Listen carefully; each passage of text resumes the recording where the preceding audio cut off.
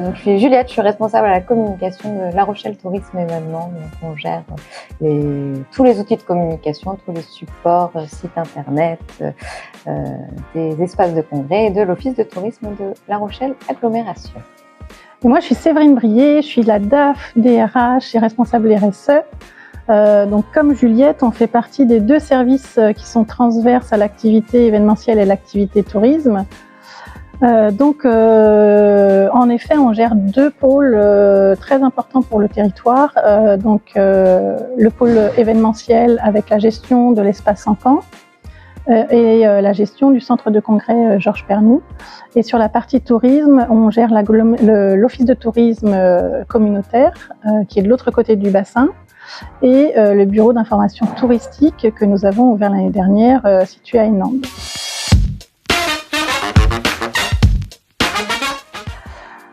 Alors les enjeux RSE, on a divers enjeux, notamment sur la partie tourisme. On sait que on a des visiteurs qui viennent chez nous sur le territoire, qui vont consommer sur le territoire. Mais avant d'arriver chez nous, forcément, ils ont un impact carbone qui peut être conséquent, puisque en fait, c'est le plus gros impact carbone chez un visiteur, c'est son trajet. Sur cette partie tourisme, c'est le principal travail qui a été mené ces dernières années par Nicolas Martin, notre directeur général, et par Sophie Nogues qui gère le CityPass. Il a développé, c'est le premier CityPass qui intègre les TER et les bus régionaux.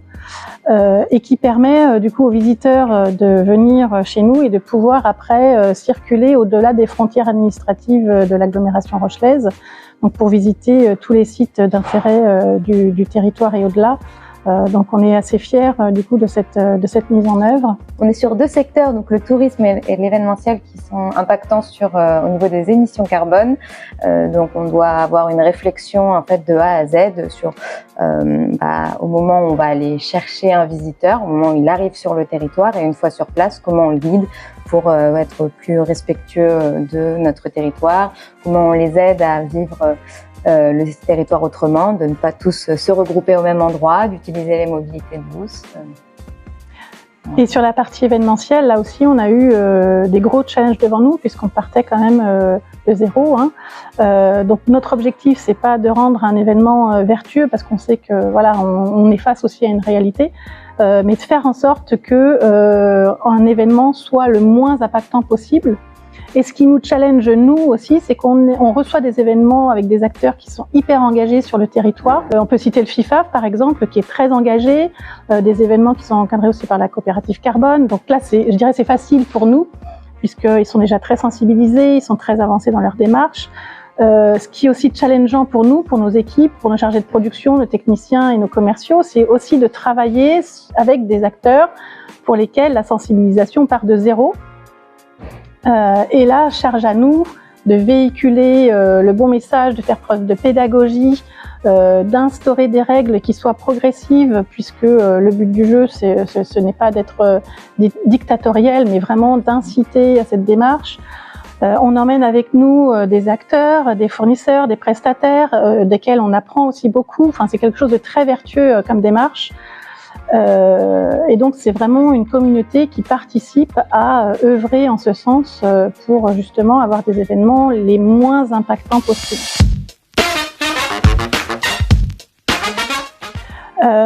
Alors cette norme en fait, elle est très structurante par rapport à une autre norme 14 000 ou 9 000. Je trouvais que cette norme-là, elle travaille sur les trois pôles, l'environnement, l'économie, le social et le sociétal. Elle n'impose pas finalement, elle laisse le libre arbitre à chacun des acteurs d'adapter la politique RSE qu'il veut mettre en place dans sa structure. On a un cadre global qui est quand même clair, et à l'intérieur de ça, on peut se permettre d'essayer, d'échouer aussi, de retester autre chose. Et c'est ça qui est assez enrichissant dans cette norme-là, c'est qu'on n'est pas sur stricto sensus des critères à cocher, on n'est pas du tout là-dedans, en tout cas chez l'RTE. On s'évertue à le redire aux équipes, on ne coche pas des cases, on essaye, on peut se tromper, on n'est pas parfait sur tout. souvent, je le dis aussi, hein, on est face aussi à nos contradictions, hein, mais on l'admet, on essaye de travailler en ce sens-là et on est toujours dans cette démarche d'amélioration continue. Oui, c'est une norme qui a permis de nous questionner parce que c'est une entreprise qui a 30 ans, donc il y a des choses qu'on fait depuis longtemps et c'est pourquoi en fait je fais ça comme ça, pourquoi. Voilà, on a pu remettre plein de choses à plat, savoir où on pouvait pousser le curseur, où on était bon, où on n'était pas bon, se donner aussi des objectifs d'une année sur l'autre. Donc sur ça, on n'était pas tout à fait prêt, mais en fait l'année prochaine, on va pouvoir retravailler dessus. Donc c'est intéressant de repartir d'une base aussi événementielle. Donc c'est Vincent qui nous a accompagnés sur notre audit blanc. En fait, on est accompagné par la FNOR sur les audits, les vrais audits. Et on avait de très bons résultats à chaque fois, juste des axes d'amélioration, des points sensibles, mais voilà, facile à retravailler. Et donc là, on a contacté Rupture Engagée parce qu'on s'est dit, voilà, on a besoin d'être aussi remis en exergue, d'être challengé, d'être repositionné par rapport à différents acteurs que Rupture Engagée peut aussi suivre et accompagner. Et en fait, oui, il a levé des choses que nous n'avions pas vues, que nous ne pouvions plus voir parce que ça faisait la 3e année de certification. Bon, ça fait un peu mal à l'ego, hein, mais en fait, c'était hyper utile, c'est très constructif et ça permet d'aller encore plus loin dans la démarche, de se re-questionner encore une fois et de se redire, oui, en fait, là, en effet, on n'était pas très bon. C'est pas grave, on se relève les manches et puis on repart sur un nouveau cycle. Donc non, il a été très pédagogue, Vincent, encore une fois, et toujours dans une démarche bienveillante, sans jugement, mais vraiment dans un réel accompagnement.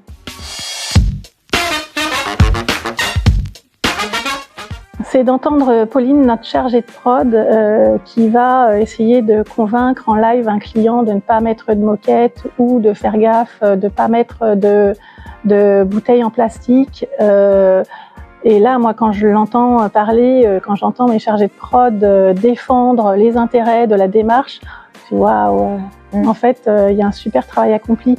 Et la réalisation de ce travail, en fait, c'est vraiment les équipes qui vont la traduire au quotidien, qui se sentent eux-mêmes engagés et il n'y a pas meilleur résultat que ça, je pense. Sur la partie communication, il y a eu un gros travail sur la partie numérique et digitale avec toute la refonte un peu de l'écosystème digital, dont le site internet. Donc c'est un travail sur 2 ans qui a été très long parce qu'on avait un cahier des charges très exigeant, que ça soit sur le contenu, sur l'accessibilité. On a voulu pousser le curseur très haut pour avoir un site 100% accessible. On a été certifié RG2A à 100%, donc ça c'était une très grosse fierté. Donc là, on est vraiment reparti de la base et de se dire quel contenu va être utile, pourquoi je souhaite mettre ce contenu, qui va le lire. Est-ce que ça va être, on va réduire le nombre de photos, d'images pour que ça soit le moins lourd possible. Voilà, tout a été repensé de A à Z, que ça soit au niveau de la charte graphique pour que les couleurs soient accessibles à tous. Et donc voilà, on en est assez fiers parce que c'est un gros travail. C'est un énorme travail. Ouais. Et ça prouve en fait que on peut être complètement dans une démarche durable et accessible. Et avoir un résultat dont on peut être fier. Le site, je vous invite à aller le voir. Oui, moi aussi.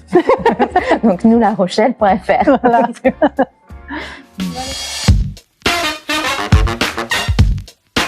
Pour la com, des fois, ça va être aussi adapté. Je vais reprendre par exemple l'exemple du papier. On veut limiter l'utilisation du papier. Donc, il faut toujours qu'on puisse rester accessible parce qu'accessible, on peut faire moins de papier, mais tout le monde n'a pas accès à Internet, aux réseaux sociaux. Donc, il faut qu'on puisse quand même pouvoir produire du contenu accessible à tous.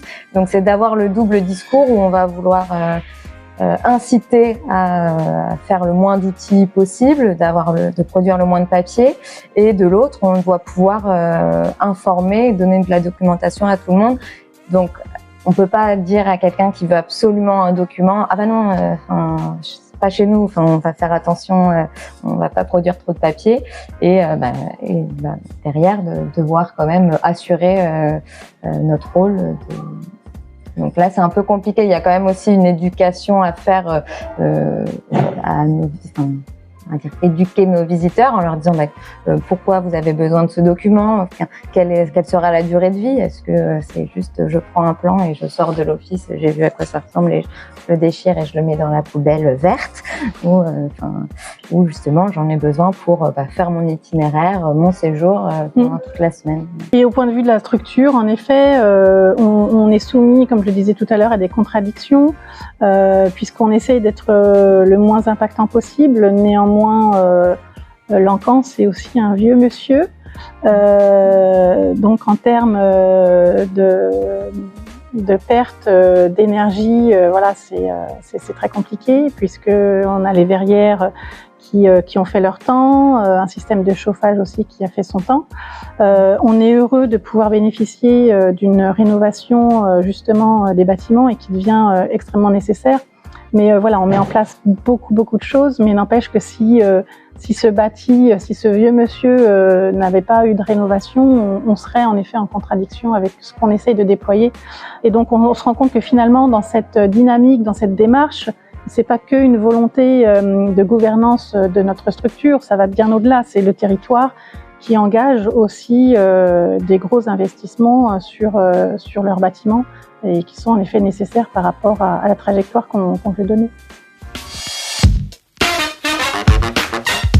Tu parlais déjà de la question de l'ego, c'est déjà commencer par mettre l'ego de côté et de se dire, mettre tout à plat, il y a forcément plein de choses à revoir et prendre du recul.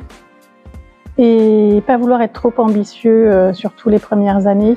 Il ne faut pas rentrer dans l'engrenage de se dire on est là et on veut tout de suite être là. Ça demande du temps, une démarche, il faut qu'elle soit construite.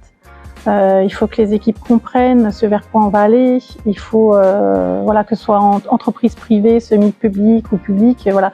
Il faut gravir marche par marche, des fois rétro-pédaler et aller à son rythme. Mais voilà, pour moi, une démarche, elle est réellement construite dans le temps. En fait, sans une démarche RSE, je suis pas sûre qu'il y ait certains sujets qu'on aurait pu traiter, comme la partie accessibilité. On a travaillé, nous, cette année, avec un cabinet qui nous a fait un audit de nos 4 espaces et qui est allé bien au-delà, qui nous a fait une formation, qui a fait une formation à tout le personnel, qui a aussi éveillé certaines consciences. Donc c'est encore un travail qui est à mener là aussi dans la durée, puisque c'est amorcé, il y a encore beaucoup de travail à faire. Mais en tout cas, est-ce que sans une démarche RSE, on aurait travaillé sur le fond ce sujet-là? Je ne suis pas certaine.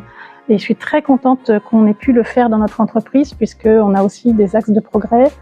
On a des visiteurs de tout type et on sait que certaines trouvailles viennent du tout public, justement du public empêché, pour servir à tout le public. Elle nous disait par exemple la petite anecdote de la télécommande. La télécommande, elle est née dans les lits d'hôpitaux et finalement aujourd'hui, ça sert à tout le public. Donc tout ce qu'on va pouvoir déployer sur des publics à mobilité réduite ou empêchés, ou aux besoins particuliers, finalement on peut servir à toutes et tous. C'est vraiment des sujets vertueux qui nous parlent, qui peuvent nous parler à chacun. Et sans cette démarche, encore une fois, je suis pas certaine qu'on l'aurait abordé. On va travailler aussi sur nos journées d'équipe, sur comment est-ce qu'on peut mieux travailler ce slow tourisme. Comment est-ce qu'on peut, à travers nos visites guidées, nos produits touristiques, les conseils donnés par nos conseillers en séjour à nos visiteurs, comment est-ce qu'on peut mieux embarquer les professionnels aussi, pour encore une fois que le visiteur il est là, chez nous, comment est-ce qu'on fait pour qu'il puisse graviter sur tout un pan du territoire, pas seulement sur les axes hyper touristiques en période estivale.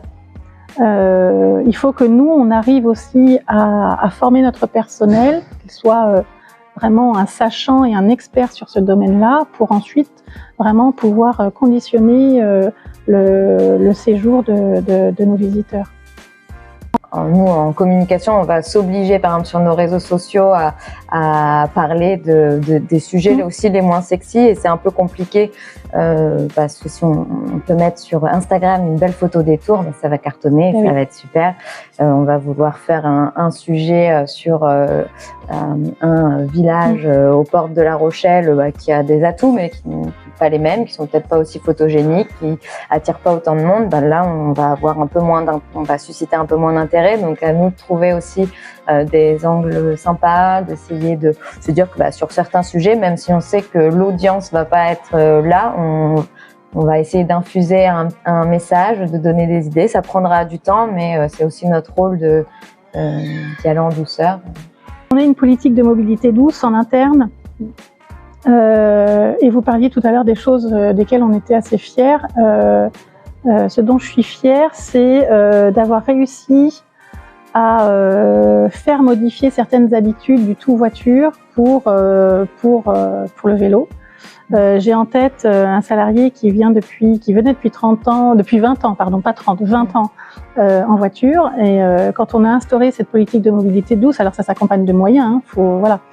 Il m'a dit en fait c'est trop bien le vélo, pourquoi j'y ai pas pensé avant, ça fait un sas de décompression quand on vient travailler, quand on part, je fais des économies parce que du coup j'ai moins de carburant et je me tape plus les bouchons à La Rochelle, donc on est assez fiers de ça. On a je crois 70% de nos salariés qui font tout ou partie de leur trajet en vélo ou en trottinette. Donc c'est un beau chiffre, c'est une belle progression.